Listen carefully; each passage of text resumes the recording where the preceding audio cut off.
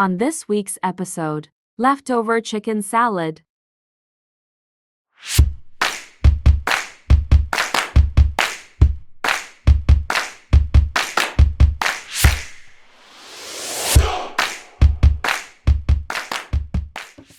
To a bowl, add thinly sliced white cabbage.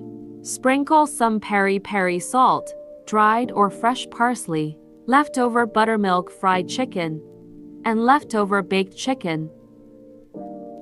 Seasoned cucumbers, some carrots, a bell pepper, fresh chili, and baby spinach.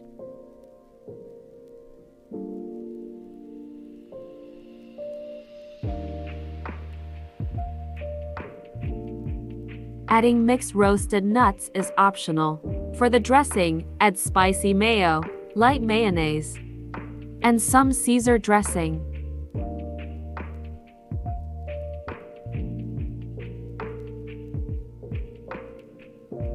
And that's it. I hope you enjoyed this creamy, delicious leftover chicken salad with a kick.